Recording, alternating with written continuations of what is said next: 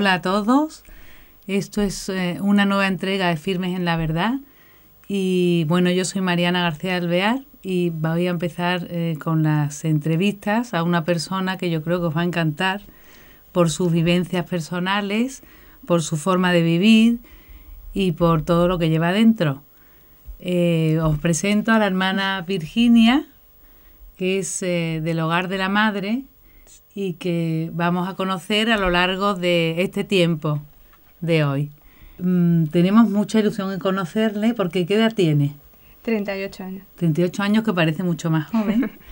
Y bueno, con 38 años, pero tiene muchas experiencias. Cuéntenos un poco cómo empieza primero el contacto con el Hogar de la Madre. O sea, yo conocí el Hogar de la Madre a través de una chica que se llamaba Victoria, porque yo soy de Getafe, pertenecía a Madrid. Y esa chica estaba en el coro de la parroquia, donde yo también estaba con mi madre y mis hermanos. Y me nos gustó mucho esto de la música y de cantar. Y ahí conocí a esta chica y ella me empezó a hablar de los campamentos, de los círculos formativos que tenía. Y así fue como en el 1990, ha llovido ya algunos años, ahí fue al primer campamento y fue cuando conocí pues a las hermanas y ahí empezó mi contacto con el hogar. Y entonces, antes de conocer a las hermanas, era una persona que practicaba. Sí, porque mi familia era católica, yo aprendí a rezar con mi abuelita, porque mi casa era pequeña, yo dormía, era la única hija, porque luego tengo 2 hermanos, pero son varones, ¿no?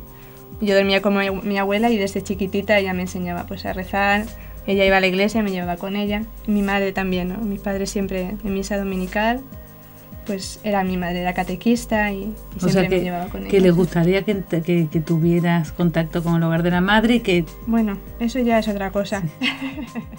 Porque a veces uno nace en una familia católica, pero cuando Dios te pide algo, a veces los padres como que se resienten, ¿no? La primera vez cuando se lo dije no fue una alegría, ay hija, que vas a ser religiosa, no. Hubo ahí una resistencia, llamadas telefónicas para hablar con el obispo, para informarse. Claro, porque además nueva, era una cosa nueva. Claro, era una orden nueva, en ese momento no se conocía y claro, siempre las dudas de si será bueno o no será bueno, es mi hija. Hombre, pero... es que además la hija que era la única hija niña y bueno, que los hijos son muy preciados, ¿no? Para los padres, el mayor fruto de nuestro amor. Entonces, pues yo lo comprendo muy bien, que es un desprendimiento muy grande. Vamos a ver, entonces tú contactas tú de todas maneras, que estás aquí hoy para contar tus experiencias en las misiones. Entonces, ¿tú siempre te habían gustado las misiones? Sí, desde pequeñita yo tenía una inquietud misionera. Yo recuerdo muy pequeñita, 9 años, 10 años, que veía los documentales famosos que salían, ¿no? Niños de África comidos por las moscas, ¿no? Con los ojos llorosos. Y eso me tocaba, profundamente, ¿no? Decía yo tengo que ir allí a hacer algo, aunque sea solo para decirles que yo les quiero y, no sé, ayudarles solo con mi presencia. Porque tampoco pensaba, pues me voy allí siendo religiosa o me voy siendo casada, ¿no? Por eso, en ese momento no. Pero tú te metes aquí que no son misioneras. Claro. ¿No? Entonces es curioso, pero no, en ese momento no pensaste, bueno, esto Dios me llama por aquí y nada, ya está, claro. Como si estuviera callado. Y de repente... surge la posibilidad, claro, de que se funda en Ecuador. En la primera vez que se fue, en esa primera tanda de hermanas, no fui. Fui el relevo a una de las hermanas que hubo cambio, ¿no? De Chone. Y entonces ya te llaman para ir a Chone. Así que tú como loca, ¿no? Claro, como loca, feliz y al mismo tiempo con la inquietud de decir qué va a pasar, ¿no? Por fin, no voy a las misiones, a ver qué es esto. ¿Con quién me voy a encontrar? Pero sí, contenta, la verdad. ¿Y con quién fuiste? ¿Muchas? Estábamos allí 4 hermanas. ¿Y llegas a Chone y qué te encuentras? ¿Lo que tú habías pensado, lo que habías visto antes o más duro o diferente? Es diferente. La verdad que cuando uno piensa en las misiones, supongo que depende de la parte del mundo a la que vayas, porque no todos los sitios son iguales, ¿no? Cuando uno piensa en las misiones en tu cabeza te empiezas a imaginar, ¿no? Mucha pobreza, niños desnutridos, las típicas imágenes, ¿no? Que veías en los documentales. Llegas allí, llegas a una parroquia, una iglesia donde pues la gente es normal. Claro, por eso. Hablan ecuatoriano. ¿Te decepcionaste o no? ¿Te decepcionaste? No, la verdad que no. No es como que se te quita como la idealización de lo que es una misión concreta y dices, pues ya está, Señor, esta es la misión que ahora me quieres para mí. Es otro tipo de pobreza, porque hay una pobreza moral, ¿no? De una pobreza de no estar cerquita de Dios, ¿no? De vivir una vida, pues muchas veces, pues metiendo la pata, ¿no? Y bastante hasta el fondo, y te encuentras con esa pobreza, una pobreza pues también cultural. Entonces dices, pues ya está, es aquí donde tengo que evangelizar. Al fin y al cabo eres misionera para llevar a Dios, ¿no? Entonces da igual la realidad que te encuentres.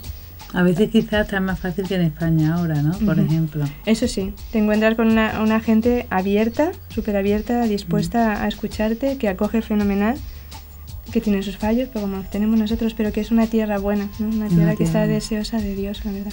Y eso te da alegría. Que se toman en serio, ¿no? La vida espiritual. O sea, que llegas allí, te pones a trabajar en la parroquia y haces... ¿Qué es lo que haces como trabajo? Pues allí dirigíamos grupos de catequesis. No dábamos catequesis nosotros directamente a los niños, pero sí dábamos catequesis a los catequistas, un poquito como para instruirles. Llevábamos reuniones de adultos, ¿no? Reuniones formativas, abiertas, ¿no? De cualquier tema.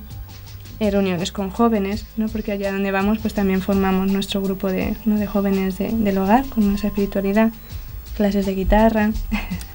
Ayudábamos en las compras para llevar a canastas de alimento a familias, visita a comedores infantiles de niños. También repartíamos la comunión los domingos, ayudábamos a repartir la comunión a los enfermos, era también como... O sea que el párroco como loco con vuestro apoyo, claro. Sí, la verdad que estaban contentas porque trabajo hay. Y después de Chone, ¿qué es el siguiente paso que das en Ecuador? Estuve a Chone, llegué en 2004, finales de 2004, estuve 1 año y 3 meses más o menos, regresé unos meses aquí a España, aquí a Santander, y después, finales del 2006, se funda Playa Prieta, que también está en Ecuador, en la provincia de Manabí. ¿Y vas nada menos que de fundadora o qué? Con otras 2 hermanas. Fíjate, Sí, fuimos 3 hermanas allí y nos dijeron, el obispo nos pidió que si podíamos hacernos cargo de un colegio. ¡Qué maravilla! Así que sin tener idea de cómo funcionan los colegios, de cuáles son las leyes en Ecuador a nivel de educación, Dios nos la ha pedido. Tú de todas maneras hiciste aquí una carrera universitaria antes de ir, ¿no? Pero psicología, nada de magisterio ni nada de eso. Pero como te pones en las manos de Dios y Él hace el resto. Claro, bueno, y después allí trabajo, ¿no? De mirar todo, estudiar todo, o sea que... Nos tocó leer la ley de educación, cómo funcionaba, todo eso. Y entonces de ese sitio teníais ¿cuántos alumnos?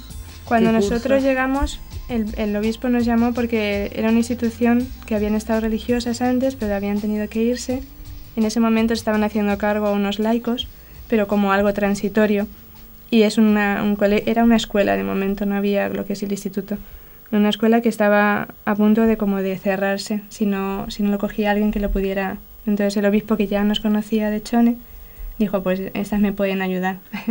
Entonces cuando nosotros llegamos había como 180 alumnos. En la actualidad, después de 6 años de trabajos, de luchas, ¿no? En el Ministerio de Educación para poder abrir lo que es ahora el instituto y el bachillerato, pues ahora contamos como con 400 alumnos. Fíjate, qué avance. Y después, otros años los siguientes años después de fundar, ¿qué es lo que pasa que te impacta? ¿Qué es lo que surge? Las misiones del Puyo, ¿no? Sí, me imagino, porque verás, es que nos va a contar ahora unas misiones muy especiales. Es que conocimos a un sacerdote polaco que está allí también en Manabí, en la zona de Chone. Vino por la escuela nuestra, por el colegio, a pedirnos unas colchonetas para un retiro que iba a tener con sus hermanos sacerdotes polacos. Y nos contó que iba al Puyo a llevar sal y azúcar para ayudarles a aquella gente. Entonces ya le preguntamos qué era eso del Puyo. Sabíamos que había un grupo misionero, ¿no? De la arquidiócesis, pero en ese momento no habíamos caído en la cuenta que se trataba del mismo sitio. Y ya nos dijo que era ahí donde estaba el grupo misionero de la arquidiócesis de Portoviejo y que le iba a ayudar. Entonces empezó a contarnos experiencias de allí que están metidos en la selva, que tienes que ir con canoa, que a lo mejor te dan de beber la famosa chicha y esas cosas. Entonces lo estaban escuchando los alumnos de bachillerato que ya se iban a graduar este año y se entusiasmaron. ¡Ay, pues hermana, llévenos allí y tal! Entonces la hermana Paqui, que es la directora de la escuela, ¿no? Dice, bueno, pues si queréis sustituimos el viaje de fin de curso por esta experiencia. Y entonces instituimos ya en la institución de ahí de la escuela, del colegio, un viaje misionero para los alumnos del último grado. Y todos, sí. Y entonces ahí empezó la idea de ir allá, ¿no? Entonces empezamos a formar equipos, porque nosotros le dijimos al padre, mira, padre, nosotros nos encantaría ir. Porque aparte de por la aventura, para poder, no sé, de una manera evangelizar, ¿no? Llevar a Dios a esta gente.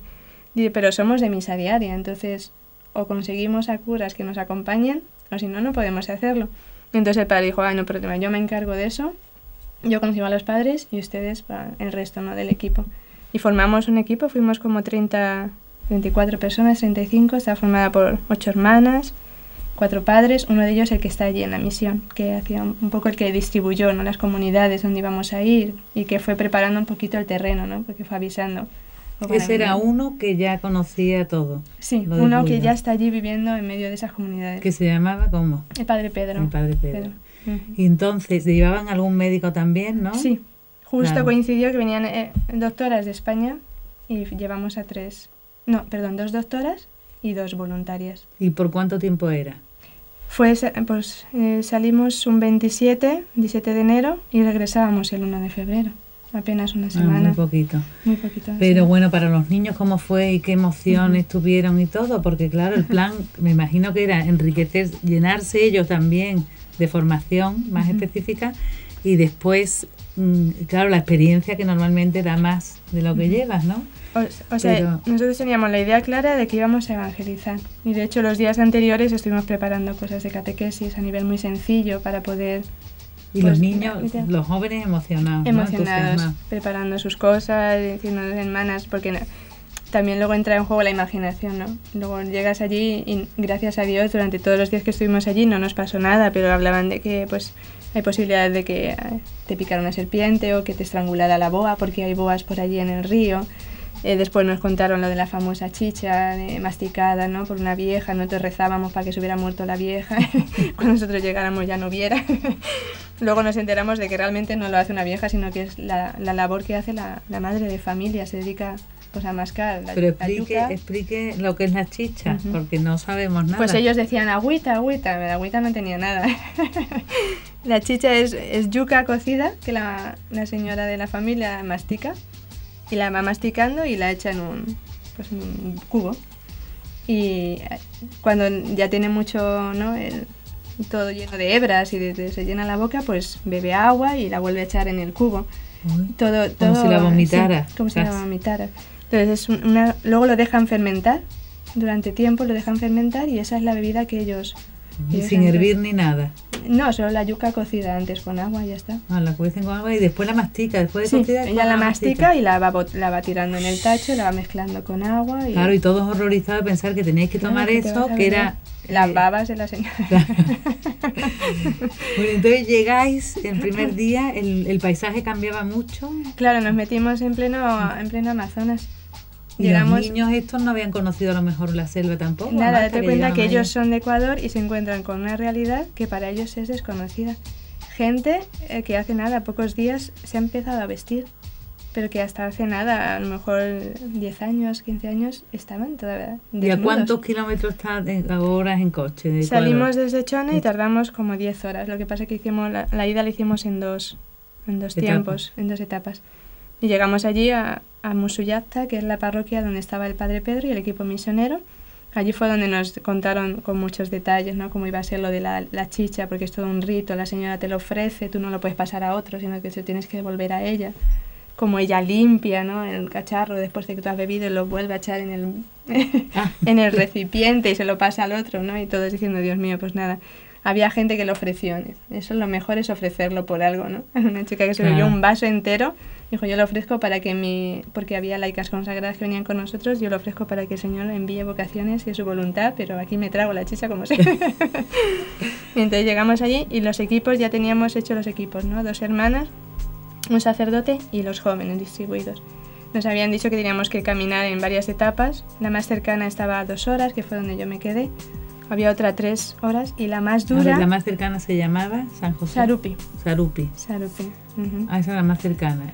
Y entonces unos se fueron allí. Sí, 2 equipos salimos dirección de Sarupi porque Sarupi estaba como antes de la última, en la que tenían que ir caminando como 8 horas. Y esa era la etapa más dura, donde fueron unas hermanas un poco más resistentes para asegurarse de que realmente iban a llegar. Y realmente esa fue una prueba física. La hermana que llegó allí decía yo, o sea, solo quería ponerme a llorar del puro cansancio físico, ¿no? El hábito lleno de lodo, mojado, la sensación de inseguridad, ¿no? Porque tuvieron que... Nosotros en Sarupi simplemente atravesamos con una canoa, bueno, te desequilibras un poco, dices, si me caigo no sé qué me voy a encontrar, aparte de la boa aquí en el río, pero no era una situación peligrosa, pero las hermanas que avanzaron hasta el fondo, ríos en los que tenían que agarrarse con las manos realmente porque venía con fuerza, entonces pues, cualquier paso en falso eran río abajo. O sea que muy arriesgado físicamente para cualquiera, claro. Duro físicamente, duro sí. Físicamente. ¿Y cómo hacían? ¿Había chicos para poder ayudar o gente de allí que supiera?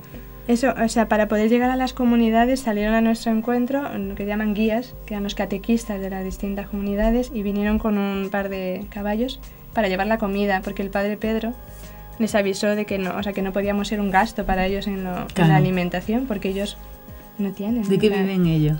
Plátano, yuca, más al fondo, plátano y yuca comen todos los días, plátano verde, no el plátano que nosotros llamamos aquí. O sea, de otro alimento nada. Nada. Veías alguna gallinita por ahí, no sabías si le van a matar pronto o tarde.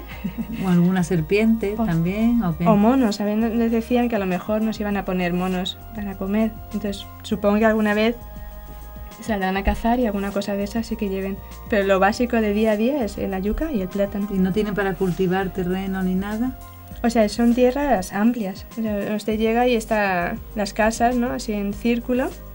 Y enfrente una casa comunal que les ha construido el gobierno como una casa para reunirse, ¿no? Para tener unas reuniones entre ellos.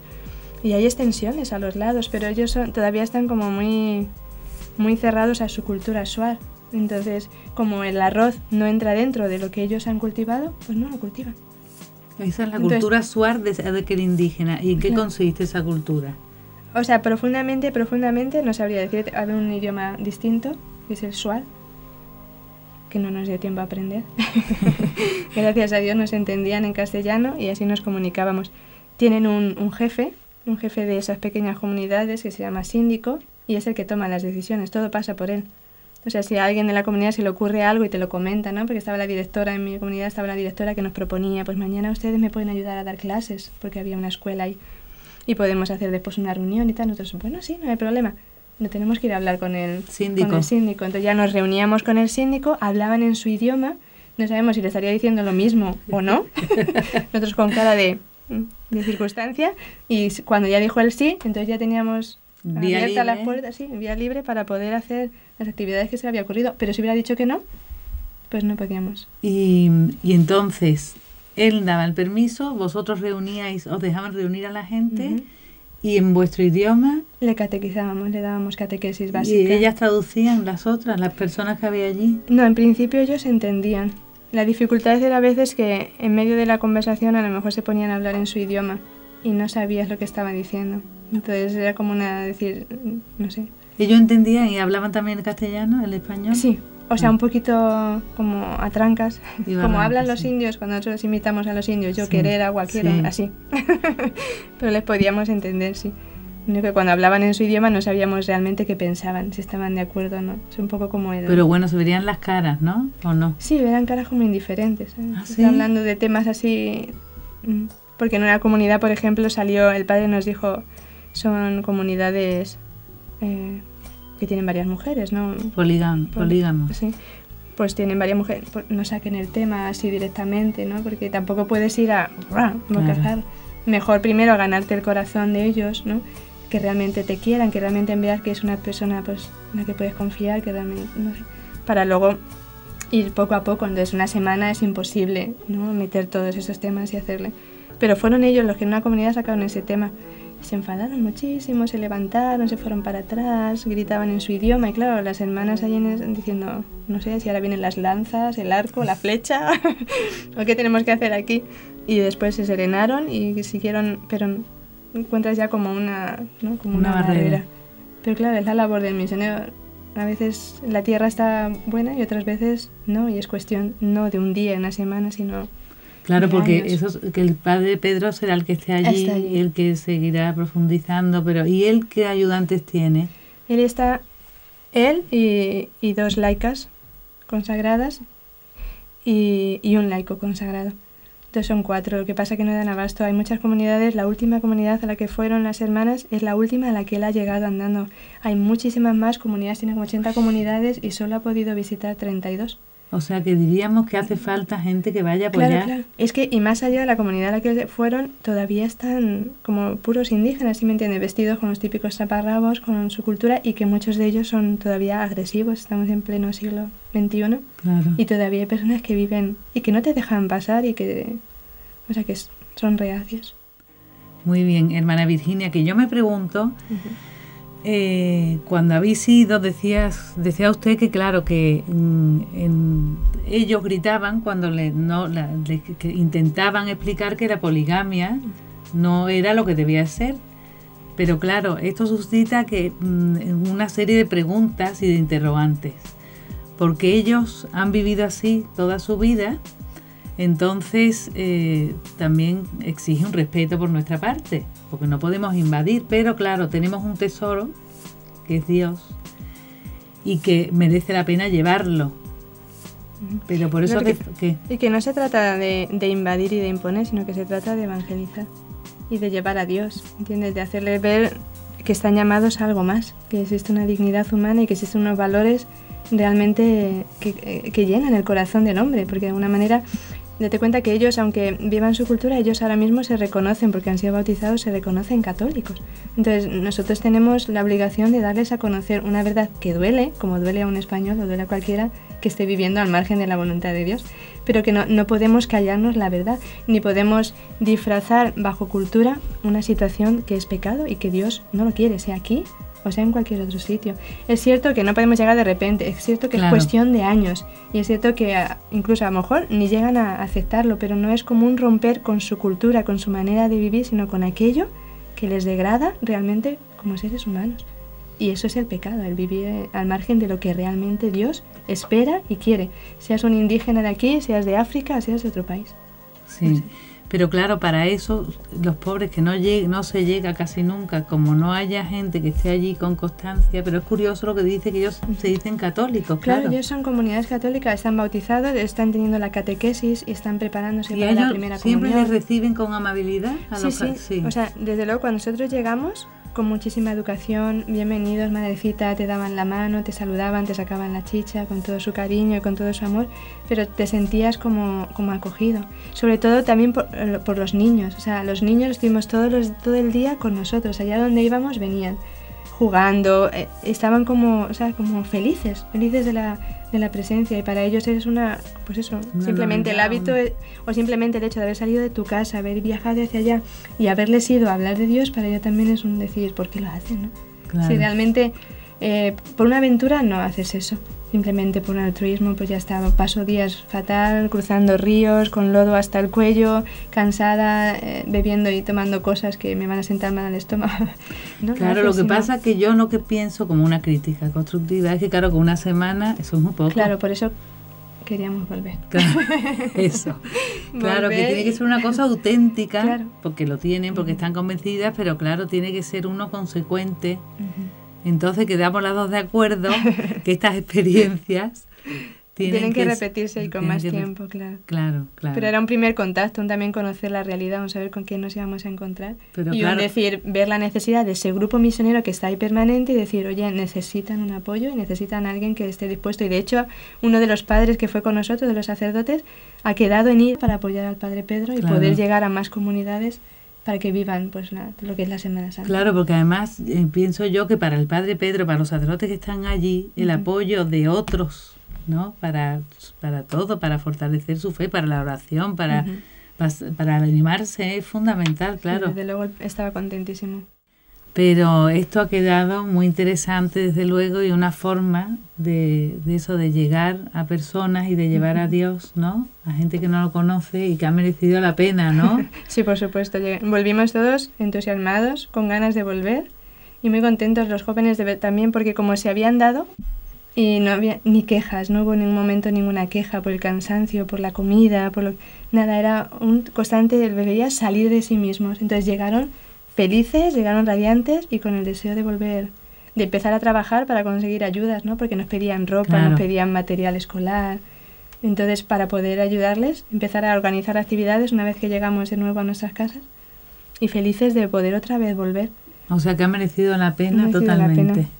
Qué bien, qué bien. Pues nada, hermana Virginia, muchísimas gracias. A usted. Y animarnos todos a ser consecuentes con nuestra fe. Sí. Y dar eso tan grande como dice, que claro, es un tesoro, verdad, no podemos tesoro, callar. claro. Hemos recibido gratis, pues hay que darlo gratis, pero hay que darlo. Claro, claro. Pues nada, muchísimas gracias, ¿eh? A usted. Pues hasta el próximo programa. Muchas gracias a todos por escucharnos y estar con nosotros. Adiós.